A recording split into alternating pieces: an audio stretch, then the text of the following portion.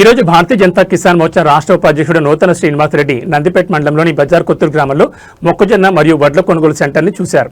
ఇంకా 45 రోజులు గడిచిన ఈ గ్రామంలో ఇంకా వడ్ల తూకాలు వేయకపోవడం, అలాగే ఎక్కడికక్కడ మొక్కజొన్న మ్యాచర్ వచ్చి కుప్పలు తీసి పెట్టుకోవడం జరిగింది.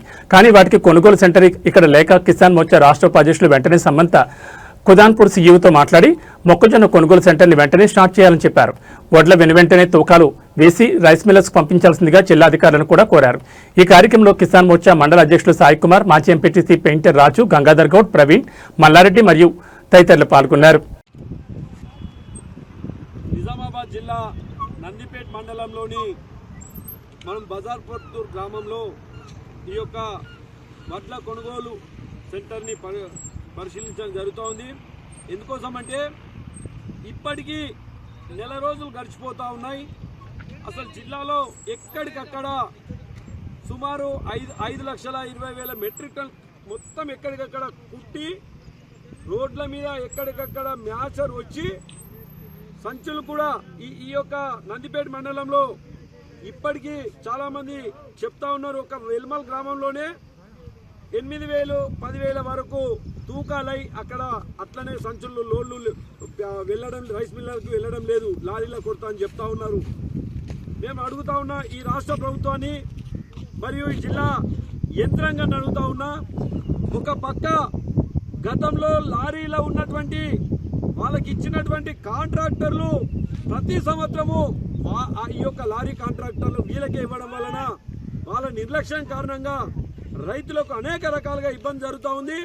ఒక్కొక్క రైతు 15 రోజుల్లో తూకాలు వేసాక 15 రోజులకి అయితే అక్కడికి వెళ్ళిన తర్వాత తరుగు పేరు మీద మైనస్ అనే పేరు మీద రైతులకు ఒక్కొక్క బ్యాగుకు మళ్ళీ 2 నుంచి 3 కిలోలు కట్ చేసే పరిస్థితి రైతులకు తెలియకుండానే కట్ చేస్తూ ఉన్నారు. కనుక ఈ రాష్ట్ర ప్రభుత్వము దయచేసి ఈ రాష్ట్ర ముఖ్యమంత్రిని అడుగుతా ఉన్నా, అయ్యా ముఖ్యమంత్రి గారు, మీరు వెంటనే 2 రోజుల్లో తూకాలు వేసిన తర్వాత 2 రోజుల్లో రైస్ మిల్కు పంపిస్తామని చెప్పినాం.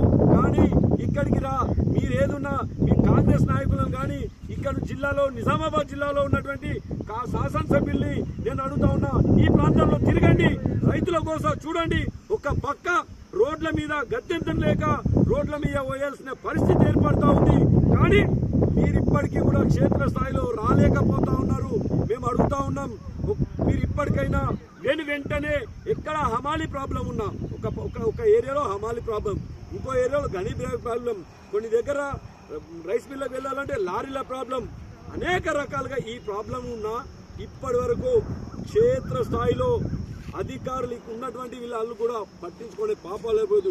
రైతులు రోడ్లకు ఎక్కేంత వరకు, రైతులు ఆత్మహత్యలు చేసుకునేంత వరకు ఈ రాష్ట్ర ప్రభుత్వం ప్రోత్సహించే విధంగా ఉంది. కనుక ఇప్పటికైనా ముఖ్యమంత్రి గారు మీరు కళ్ళు తెరవండి, కళ్ళు తెరిచి యుద్ధ ప్రతిపాదికన ఎలాంటి ఆంక్షలు లేకుండా వెంటనే రైస్ మిల్లర్స్ పంపించవలసిందిగా కోరుతూ, మరియు దానితో పాటు మొక్కజొన్నలు కూడా ఇప్పుడు మనం చూస్తూ ఉన్నాం.